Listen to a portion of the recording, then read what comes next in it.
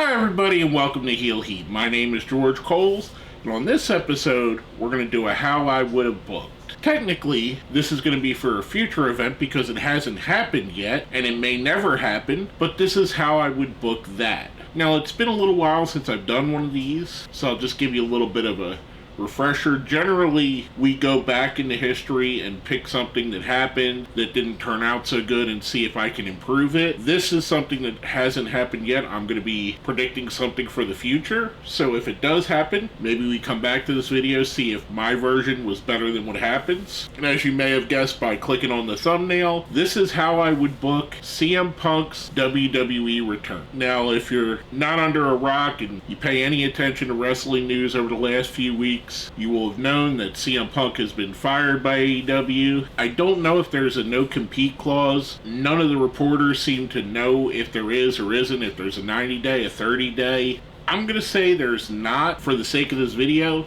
And if there is, this is past the 30 days, so we'll go with that. With that being said, let's jump right in. We start this off at Survivor Series 2023, in case you're watching this in the future. And we have Seth freaking Rollins defending the World Heavyweight Championship against Drew McIntyre. Seth beats Drew in a grueling match. Both men were beat up, a little bit worse for wear. After the match, Seth is celebrating, he's dancing, the crowd singing along. When we hear just that opening part of the Living Color song, the little bit of static that you hear in it, and out comes CM Punk, and he just sits on the top of the stage. Seth Rollins looks at him kind of confused because CM Punk doesn't work there. Punk doesn't have a microphone or anything. He's just sitting there. As Seth is looking at Punk up from behind, Dijak and Trick Williams come into the ring.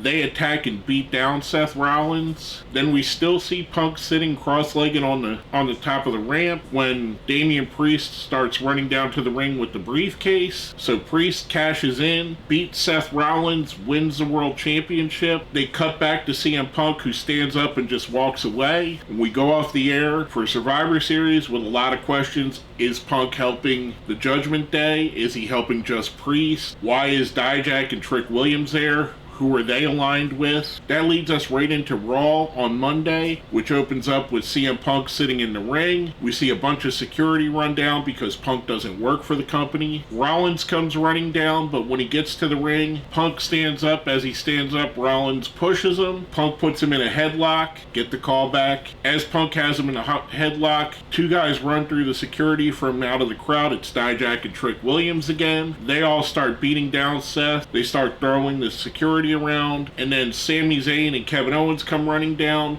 They run off Punk, Dijak, and Trick Williams, basically by evening the odds. A little bit later in the show, we see Seth Rollins in the back when Owens and Zayn come up to him. They come up and they say, hey, this guy's been a cancer since we were in Ring of Honor together, mentioning Ring of Honor specifically. There's going to be a lot of line blurring here, especially because it's CM Punk's big thing. He treated us bad. He's got into fights with our friends. Everywhere he goes, he does nothing but cause trouble. We got your back. If Punk comes out, if Trick Williams comes out, if Dijak comes out, we got your back. The next week, Seth Rollins is demanding a match with CM Punk to Adam Pearce. Adam Pearce says, I can't do that. He doesn't work here. He's not under contract. I can't sign a match with him. He says, what I can do, however, is sign a match with one of the other two guys. Seth says, give me Dijak. They sign a match for later on. Seth Rollins versus Dijak. The match is going Seth's way. He goes to go for the stomp. Before he could hit it, Trick Williams hits a ring. CM Punk hits the ring. They attack again. Then they get ran off again by Sami Zayn and Kevin Owens, thus ending that Raw, which leads us into the next week on Raw. We have Seth, Sami, and Kevin are all back talking with Adam Pearce, saying he needs to do something about this. This is getting out of hand. These guys keep attacking. CM Punk doesn't even work there. So Pearce says, I've got security on alert for CM Punk. If he comes here, he's going to be arrested. In the meantime, I'm suspending Dijak and Trick Williams indefinitely for their actions. The three seem to be okay with it, but not happy. Pearce also sets up a return match with Sami Zayn and Kevin Owens going up against Finn Balor and Damian Priest for the tag titles that they had lost. During that match, there's a ref bump. And as you could guess, Punk, Trick Williams, and Dijak come out. They attack Sammy and KO, cost them the match. Judgment Day wins again, thus showing again maybe that there's a tie between Judgment Day and CM Punk's faction or group that he's with. The next week on Raw, we have Sammy, KO, and Rollins confront the Judgment Day in the back. Judgment Day swears they don't know anything about this. They don't know why they're there. They don't know why they're interfering in their matches. Obviously, the faces don't trust their answer because at least twice now, the actions of Punk and his group have helped Judgment Day. Later on in that show, Seth Rollins goes out to the ring. He says he has an open invite for CM Punk to come down. He wants to talk to him. He doesn't want to fight. He doesn't want to have a brawl. He doesn't want anybody jumping him. He just wants to talk to him. Punk appears on the Titantron, says, I'm not coming down there unless we agree to a few things we got in contract. We have stipulations where if somebody attacks me or somebody comes at me, I have the right to defend myself. I have my own locker room, and if you come in my locker room, anything that happens in there is your fault. Again, going back to All Out, going back to the things we've heard with Jack Perry. I have a list of demands. If they're met, I'll come and I'll meet with you. The next week on Raw, Seth Rollins is seen again talking with Adam Pearce. Adam Pearce says, I hate to do it, but I've met Punk's demands. He has his own locker room. He has his own security. He's here, and he's agreed to meet you in the ring. Part of that contract is, if you attack him, he could sue us. If he attacks you, he's going to be held liable in a lawsuit, thus setting up a sit-down later on, and I'm going to mediate. The eye in this situation being Adam Pearce. Pearce is mediating. Seth Rollins comes out. CM Punk comes out. Before either man could say anything, Triple H comes down to the ring as a surprise. He starts getting up in CM Punk's face. Punk grabs a microphone, says, much like when I was here before, I don't need you, Hunter. You need me, Hunter. I'm a bigger star than you ever were. I get bigger pops than you've ever had. I didn't have to marry the boss's daughter. I'm sick and tired of wrestlers that want to play around like they have some power because some billionaire gave them a title. Wink, wink again. The WWE is on a collision course. Again, hankering back to the name of the show that was supposedly CM Punk's show in AEW. As you already know, Hunter, this microphone in my hand is like a stick of dynamite. It's ready to blow up. Triple H turns to the camera, says, cut the feed. We go to commercial. The commentary team doesn't talk about what happened. They don't give a mention. There's no replay of it. The next week on Raw, Triple H starts the show. He's in the ring. He says he thought about what happened last week, and he has an offer. He said, Punk, you got to double down. We're going double or nothing. Are you going to put your chips all in? Here's the offer. We'll hire you back in WWE if you can beat Seth Rollins at the Royal Rumble. If not, you lose your job. Dijak loses his job. Trick Williams loses his job. All three of you are out of here. Punk comes out, starts bitching and complaining, basically saying, this is unfair. I'm tired of these unfair treatments by wrestling companies. He said, I will accept on one condition. Next week, Sami Zayn and Kevin Owens go up against my guys, Trick Williams and Dijak. If Sami and Kevin win, then Seth Rollins gets to pick the stipulation for our match. If Dijak and Trick win, I get to pick the stipulation. Hunter begrudgingly agrees. The two shake hands. Raw rolls on. Next week, we're back on Raw. We have the main event, Sami Zayn and Kevin Owens going up against Trick Williams and Donovan Dijak. Again, there's a rep bump during the match. Judgment Day comes out. They kind of tease that they're going to attack Trick and Dijak. However, they attack Sami Zayn and Kevin Owens. As they're walking back, Dijak and Trick Williams pick up the win. They walk up the ramp. CM Punk walks out from the gorilla position out onto the stage. You could audibly hear Finn Balor say to him, we paid you back. We're even now. An eye for an eye.